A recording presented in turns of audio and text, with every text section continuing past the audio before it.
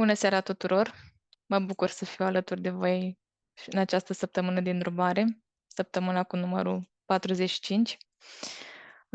Eu sunt gazda voastră, Adina Zaharov. O să vă vorbesc despre stilurile de atașament.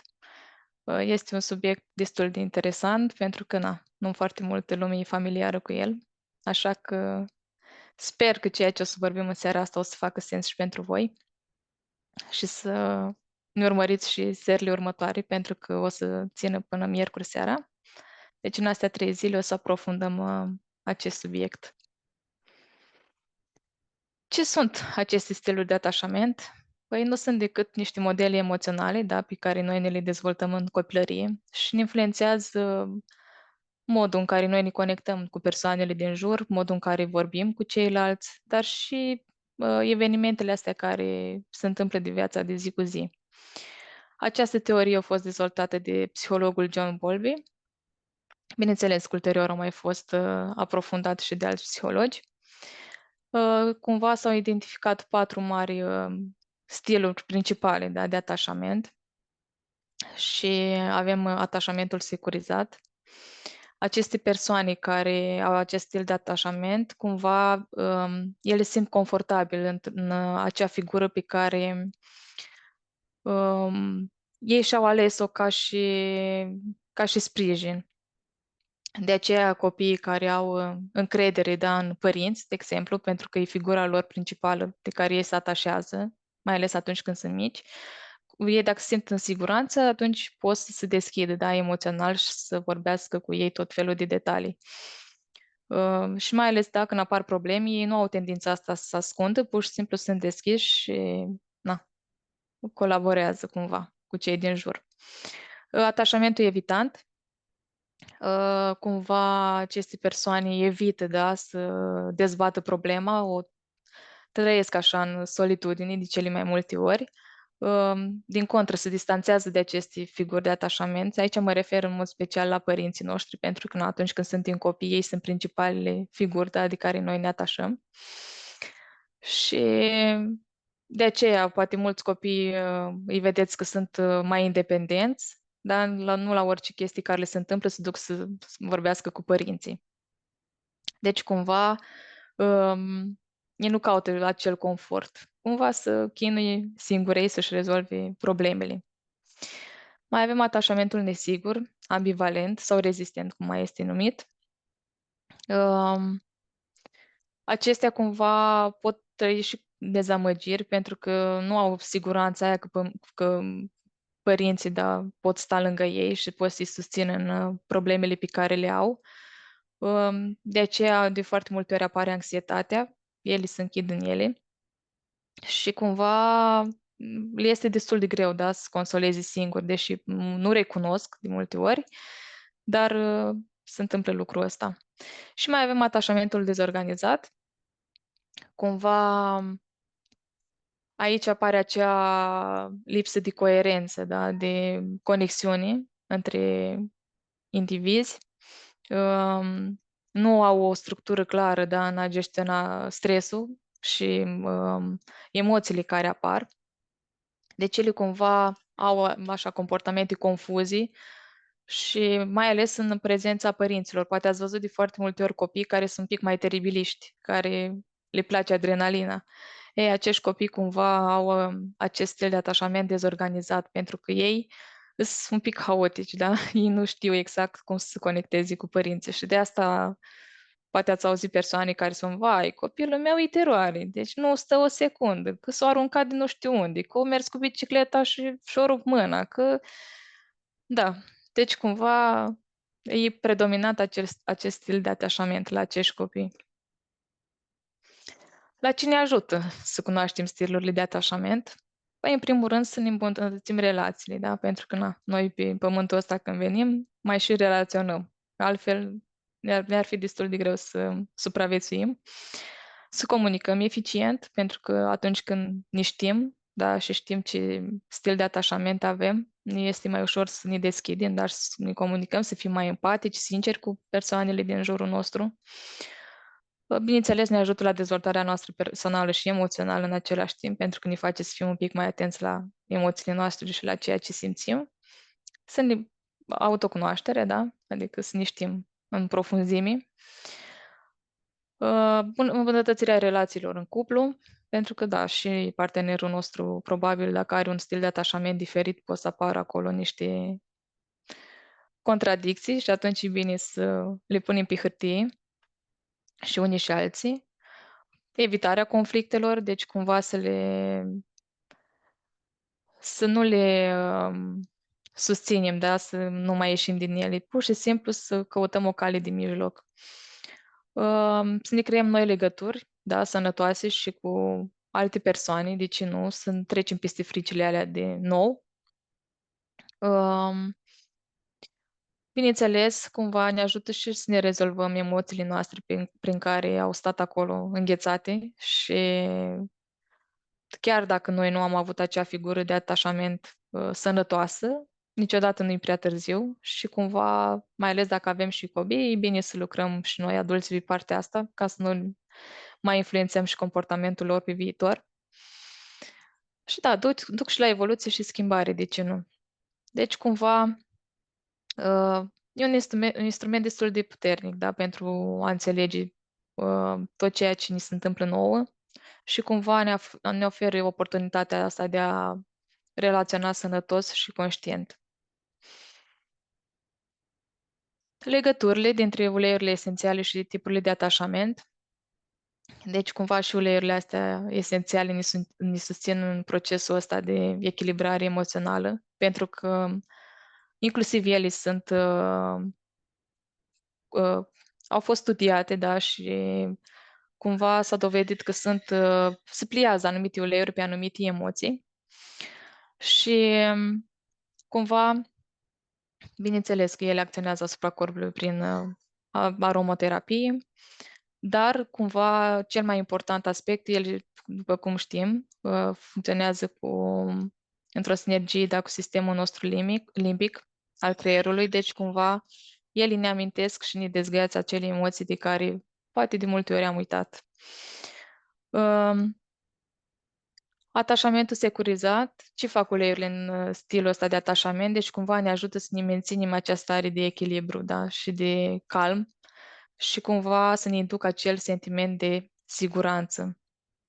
Aici avem și uleiul de ylang ylang, pentru că el ne ajută să ne conectăm, da, cu sinele nostru. Tămâia e la fel foarte bună cumva ca să ne ducem în interiorul nostru. La atașamentul nesigur, aici la fel avem ylang ylang, pentru că reduce tendința asta de izolare emoțională și cumva ne încurajează să ne deschidem spre nou și să ne conectăm cu oameni care ar putea să ne susțină în procesul nostru de vindecare. Atașamentul nesigur, ambivalent, aici avem ușețelul, pentru că ne calmează anxietatea și ne dă acea stare de stabilitate emoțională. Și o să vedeți un pic mai târziu de ce, pentru că mai este numit și uleiul mamei, deci cumva de asta ne ajută la acea stabilitate. Și la atașamentul dezorganizat aici, bineînțeles că avem tămâia și vetiverul, pentru că acestea ne ajută să ne împământăm și um, din nou, să fim stabili emoțional. Deci el e cumva un instrument, da? Nu că vindecă sau tratează tot ceea ce nu e ok în corpul nostru, pur și simplu ne susține în procesul ăsta și în ceea ce noi vrem să facem. Deci, cumva, influența lor asupra creierului este destul de mare și pentru că, na, îl relaxează și cumva ne ajută să vedem și ceea ce nu ne place și să rezolvăm. Ce sunt uleiurile esențiale? Păi nu sunt decât acea esență vitală a plantelor, dar ele captează toată energia și vibrația și sufletul naturii într-o formă concentrată. Mai sunt considerate punți, da, între lumea asta materială și cea spirituală, pentru că facilitează cumva conexiunea cu sinele nostru. Ne dă acel echilibru energetic și sprijină vindecarea la nivel emoțional, fizic, dar și spiritual în același timp. Pentru că, da, ne dă o anumite stări care ne permit cumva să vedem puțin mai mult decât vedem dacă nu le-am folosit. Din cele mai vechi timpuri, acestea au fost văzute ca și instrumente sacre în practicile spirituale, cum ar fi meditația, rugăciunea, ritualurile, pentru că da, se folosește și la curățări și la mai multe, adică au mai multe utilități. Și cumva ne ajută, da, să ne manifestăm și intențiile noastre, adică să avem claritate în ceea ce dorim să facem. Și de ce nu, să creștem în conștiință. Uleiurile astea esențiale sunt foarte asemănătoare cu corpul nostru uman, în primul rând pentru că au structuri biologice similare. Deci, toți compușii ăștia chimici pe care ele au sunt asemănători neurotransmițătorilor din corpul nostru uman. Cumva și plantele, ca și omul, se adaptează la mediul nou. Deci, e o altă asemănare între noi și plante. Respirația și schimbul de energie, pentru că ele ne oferă oxigen, noi le oferim dioxidul de carbon și atunci funcționăm foarte bine împreună. Și tot sistemul ăsta chimic, da, pe care planta o are, le avem și noi. De asta corpul nostru recunoaște aceste uleiuri esențiale, pentru că fiind naturale, da, nefiind alterate, lui este foarte ușor să le recunoască și nu le vede ca pe ceva greu de asimilat pentru corp. Ele se extrag din flori, tulpini, rădăcini, scoarță, din coaja citricelor, din planta întreagă, da, cum sunt și condimente și din semințe. De exemplu, cum e uleiul de mărar, da, se extrage din toată planta. Și da, cum spuneam, sunt foarte versatile, pentru că au mai multe utilități, nu sunt doar folosite doar într-un anumit scop. Ele se pot utiliza aromatic, topic și intern. Aromatic, bineînțeles că putem să le inhalăm din palme, dar și din difuzor. Deci, cumva, fiecare cu ce metodă rezonează. Eu personal, având și copil mic, folosesc și difuzorul destul de mult, dar în același timp îmi place să le iau și intern, pentru că, da, m-am obișnuit cu ele și îmi plac. Și topic, bineînțeles, masajele, simfoniile sunt foarte benefice pentru corpul nostru. Bineînțeles că trebuie folosite conform vârstei, diluate conform vârstei, avut grijă cu uleiurile calde, da, nu le înghițim așa fără capsule. De asta e bine să colaborăm cu îndrumătorii noștri și să fim îndrumați. Eu am mai pus aici un slide de ce am ales eu, de exemplu, uleiurile doTERRA. În primul rând pentru că sunt un pic mai diferite, da, de ceea ce găsim noi pe piață.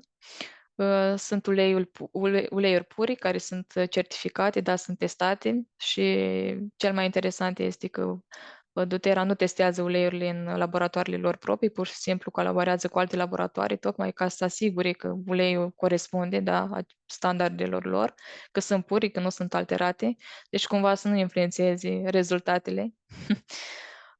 Co-impact sourcing-ul, deci cumva au propriile lor culturi, da, colaborează cu cultivatorii și toate distilăriile de pe acele plantații. Deci nu, când planta e culeasă proaspăt, atunci o și distilează, da, deci e foarte important să fie culeasă la momentul potrivit, să fie procesată într-un moment scurt, pentru că altfel uleiul n-ar mai fi de o calitate superioară. Un alt aspect foarte important sunt cu grad terapeutic, da, de asta pot fi luate și intern, pentru că sunt puri, au compoziții chimice optime și de asta spuneam că nu le folosim doar pentru aromaterapie, ele sunt folosite ca să ne susținem întregul nostru sistem, întregul corp, ne susțin și emoțiile, și spiritual, și fizic, și pe toate planurile. Deci, cumva,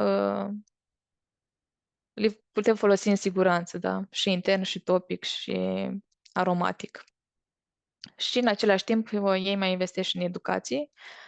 Cumva toată cercetarea asta pe care ei o fac susțin și comunitățile din mediul respectiv. Deci cumva ei ajută acei oameni să crească alături de ei și na, nu fac chestia asta doar așa de um, cum să spun eu, ajută comunitățile pentru că pentru ei sunt foarte importanți și oamenii cu care lucrează. De asta și noi, la rândul nostru, cum a fost conceput și programul ăsta, îi să dăruim. Dar să dăruim din ceea ce știm noi și de aia și noi la rândul nostru vrem să susținem alte persoane care vin spre noi. Deci cumva toată comunitatea asta care s-a creat ne ajută să fim mai buni și să fim în echilibru. Protocolul pe care noi l-am ales în această săptămână, avem o mostră de 1 mililitru cu 10 picături de marjoram și 10 picături de mușețel. Deci acestea se pun în capsule vegetale și se iau o dată pe zi, intern. Și mai avem un blend cu 4 picături de ylang-ylang, 4 picături de vetiver și 10 picături de tămâie în 10 ml de ulei de cocos și blendul ăsta îl aplicăm de 3-4 ori pe zi pe zonele de puls. Acest protocol cumva o să-l persoanele care o să dorească să-l testeze, care nu au mai încercat până acum uleiurile esențiale și sunt curioase să vadă ce sunt ele și cum funcționează. Oferim protocolul ăsta gratuit timp pentru o săptămână și, bineînțeles, cu susținerea noastră o să fie îndrumat să-l folosească corespunzător. Așa că dacă sunt printre noi persoane care își doresc să acceseze protocolul și nu au mai testat uleiurile, să completeze formularul respectiv sau pur și simplu să trimită și mesaj în privat, da, cum le este mai ușor lor. O să încep așa ușor să descriu fiecare ulei din protocolul nostru. Avem marjoramul, care mai este numit și uleiul conexiunii sau uleiul confortului. Deci uleiul ăsta ne ajută să ieșim din zona de confort, dar și să ne conectăm cu simțirea noastră, cu ceea ce vine din interiorul nostru. Deci el calmează sentimentele astea de singurătate, de anxietate, de stres și ne ajută cumva să ne deschidem inima, da, spre nou și cumva ne dă acel sentiment de siguranță, da, de apartenență și conectare. Pentru că, așa cum spuneam și la început, e foarte important să avem o figură de atașament sănătoasă. E utilizat pentru vindecarea emoțională, deci cumva e uleiul care alină sufletul și ne dă acel sentiment de consolare. Dar bineînțeles că mai are și beneficii fizice, cum ar fi relaxarea mușchilor și ameliorarea durerilor, deci persoanele care au probleme cu încheieturile, cu tot felul de provocări la nivelul articulațiilor, majoramul este foarte bun. Este un suport bun și pentru sistemul respirator, da, atunci când apar provocări pe sistemul respirator. Are proprietăți la fel calmante și sedative, ajută sistemul cardiovascular, proprietăți digestive, da, ajută și la digestie. La fel, mai are proprietăți antiinflamatorii și analgezice, dar ne ajută și pe partea hormonală, da, deci dacă suntem cu provocări, da, pe partea hormonală, majoramul este foarte bun. Ca și beneficii emoționale, cum spuneam, calmează anxietatea și stresul, alină, da, sentimentele astea de singurătate și de tristețe care ne învălui, ne promovează conexiunea și deschiderea emoțională. Dacă avem emoții, da, vechi, reprimate, care na, nu le-am scos afară, nu am avut oportunitatea să trecem prin ele, uleiul ăsta ne ajută să le eliberăm.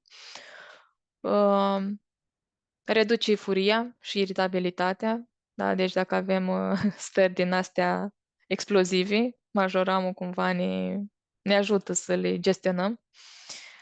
Ne oferă sentiment de calm și facilitează, cum spuneam, vindecarea relațiilor.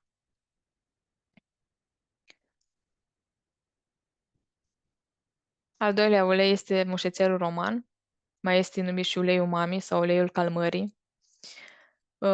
pentru că e cunoscut pentru efectele liniștitoare și protectoare, deci cumva ne dă sentimentul ăla uh, de a sta, da, de a fi îngrijiți de o mamă, da, de luați în brațe și ascultați.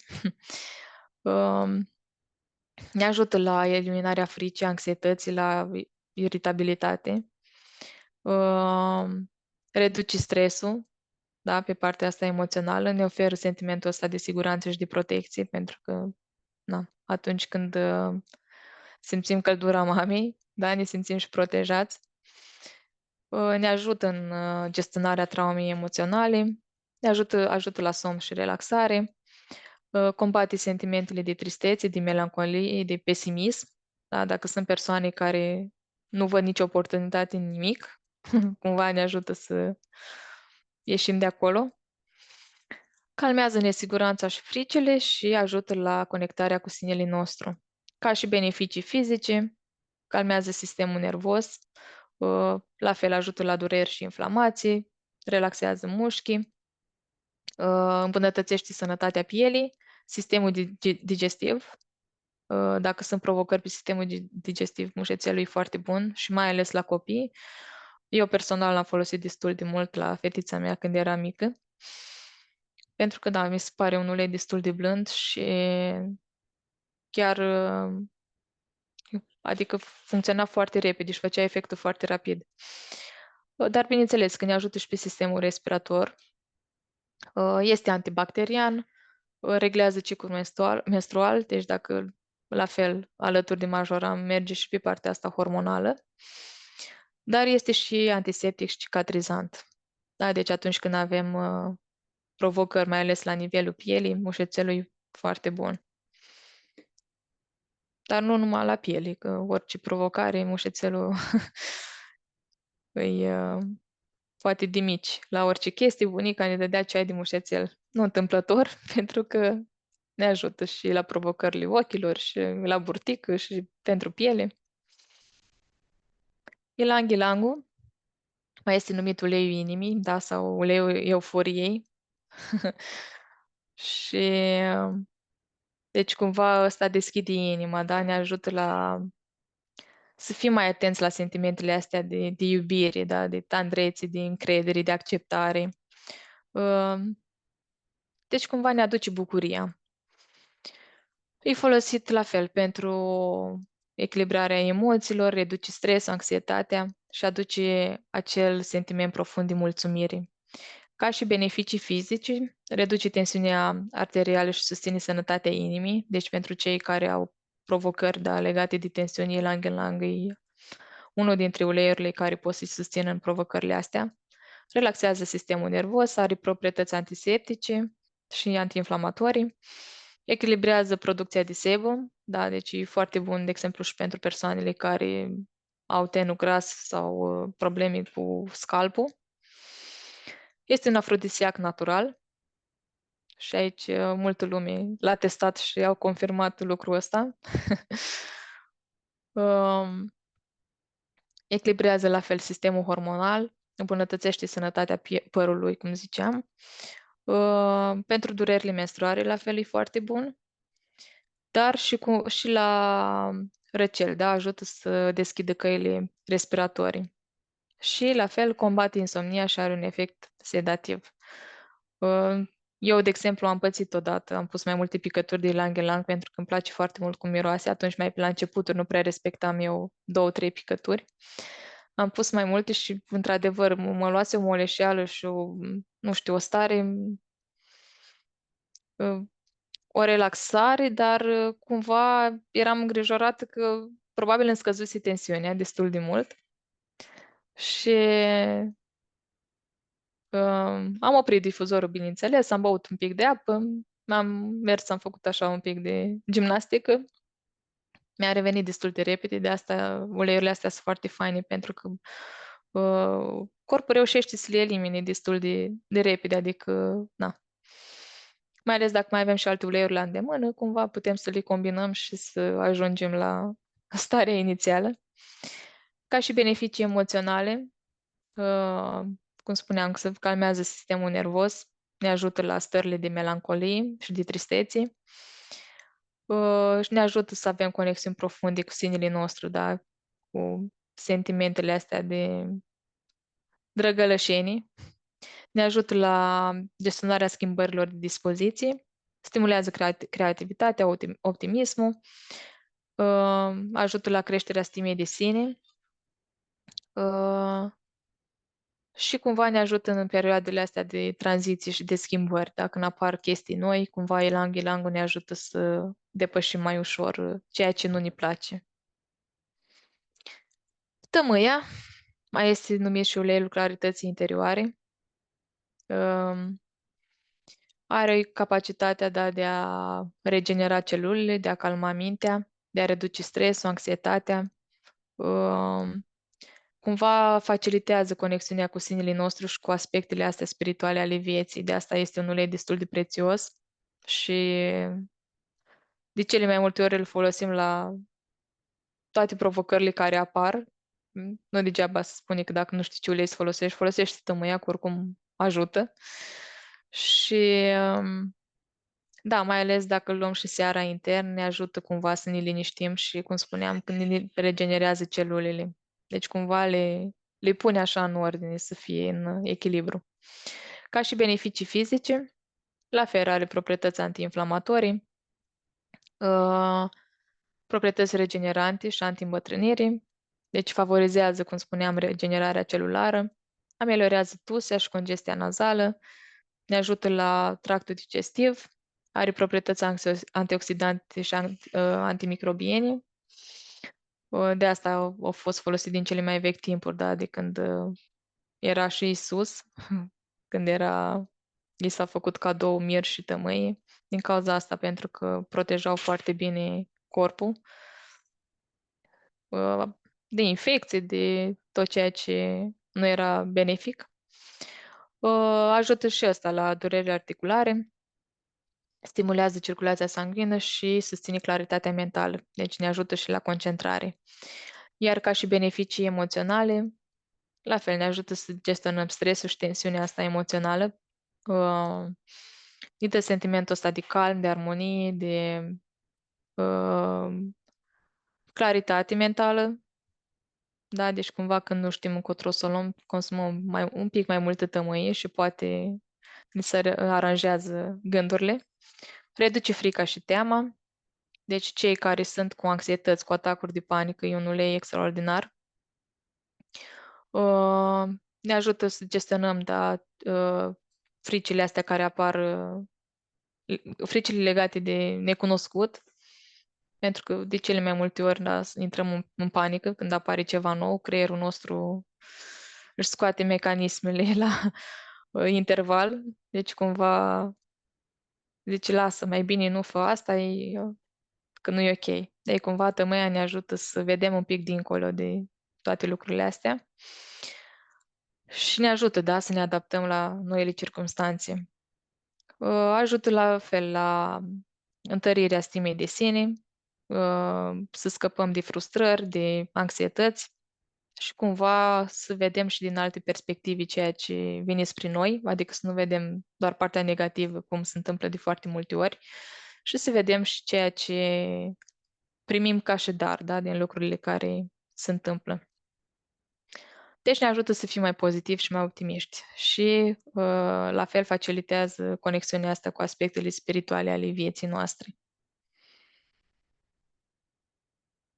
Și mai avem vetiverul, care mai este numit și uleiul stabilității emoționale sau uleiul pământului și denumit așa pentru că într-adevăr miroase de a rădăcină, da, pământ. Mie, de exemplu, îmi place foarte mult mirosul. Probabil că nu întâmplător, trebuie să mai mă conectez și eu cu mama pământ. Și vetiverul cumva la fel ne ajută la stabilitatea asta emoțională. Poate ați simțit de multe ori când sunteți încărcați și agitați și dacă vă descălțați și stați cu picioarele pe pământ, pe lut, cumva parcă se așează așa totul și mai pleacă din ceea ce nu ne place, da? Din gândurile alea obsesive. Și de aia cumva ne dă sentimentul ăsta de calm și conectare cu ceea ce se întâmplă de fapt. Adică cumva ne ajută să analizăm ceea ce s-a întâmplat, dar să trecem mai ușor um, de nuanțele alea care zicem noi că e cel mai rău lucru care putea să mi se întâmple. Pentru că de multe ori este și ceva bun în spate, nu e numai rău, da? Că așa funcționează. Universul ăsta avem și plus și minus. Um, cum spuneam, are efectele astea de grounding, da? De liniște și ne ajută să ne menținem echilibrul ăsta interior. De asta, dacă aveți obiceiul să ieșiți desculți afară, da, dimineața sau seara sau na, fiecare după ritualul care îl face, e bine să folosiți și vetiver-ul în momentul ăla. Și o să vedeți că cumva amplifică starea aia de calm și de bucurie. Ca și beneficii fizice, deci reduce la fel inflamațiile musculare și articulare, stimulează circulația sanguină, ne ajută în gestionarea durerilor de cap. Deci atunci când apar dureri de cap, vetiverul e la fel de bun. Um, La fel, ne ajută pentru sistemul digestiv. De exemplu, dacă avem un efort fizic destul de intens, da, și am simțit că ne-au solicitat destul de tare, la fel punem vetiver pe noi și cumva se rearanjează energia. Reduce insomnia, deci cumva calmează sistemul nervos, de asta multe persoane îl folosesc împreună cu lavandă sau cu Serenity sau dacă sunt, na, dacă a fost anumită traumă și e obsesivă, e un gând obsesiv, poate fi folosit și cu ienupărul sau cu nardul. Depinde fiecare cu ce rezonează și dacă le place, da, mirosul. Pentru am întâlnit și multe persoane care ziceau că are un miros greoi, nu. Na, mie îmi place super mult, dar depinde acum de fiecare ce are de rezolvat. Și la fel ajută în răcel, da, pe sistemul respirator, când ne ajută să expectorăm, da, să desprindem mucusul din sistem. Iar ca și beneficii emoționale, la fel, ne ajută să nu mai reacționăm, da, la primul impuls, cumva să ne așezăm așa în noi și să ținem sub control toate emoțiile astea intense care vin. Ne oferă, da, momentele alea de liniște, mai ales când apar schimbările astea de dispoziție și de instabilitate, când nu știm ce să facem și suntem furioși. Ne ajută să avem la fel claritate mentală și să fim focusați pe ceea ce avem de făcut. La fel, dacă sunt persoane care se simt copleșite sau victime de cele mai multe ori, dar mai ales sentimentul ăsta de copleșire, că nu mai au cale de ieșire, că nu știu ce să mai facă, vetiverul cumva ne scoate din bucla respectivă. La fel, ajută la eliminarea fricii, la eliminarea tristeții, frustrărilor, adică cumva ne ajută să trecem mai ușor prin stările astea și să le conștientizăm. Ne ajută să ne creștem încrederea în noi și ne dă sentimentul ăsta de protecție. Deci cumva odată ce pleacă panica și frica, suntem mai intrăm pe partea asta de sentiment de siguranță. Și la fel, combate, cum spuneam, epuizarea asta emoțională, gândirea asta obsesivă și mentalul ăsta care rulează non-stop și de cele mai multe ori rulăm gânduri care nici măcar poate nu avem nevoie de ele în momentul respectiv. Noi ne facem tot felul de filme în cap. Așa că eu vă îndemn să folosiți uleiurile astea. Eu personal le-am testat și mai ales acum că am testat protocolul pentru săptămâna asta din drumare. Dar o să vă povestesc la testimoniale ce am experimentat eu perioada asta. Eu vă mulțumesc că ați fost alături de mine în seara asta. Dacă sunt întrebări, o să mai rămânem un pic în Zoom. Eu vă aștept și mâine seară să fiți alături de noi. O să am o invitate specială, o să am alături de mine pe Crina Vereș. Probabil că mulți dintre dumneavoastră o cunoașteți. Și mâine seară Crina o să ne povestească mai în detaliu ce sunt stilurile astea de atașament și cum le putem folosi ca și instrumente benefice, da, pentru noi, să nu vedem doar latura asta negativă.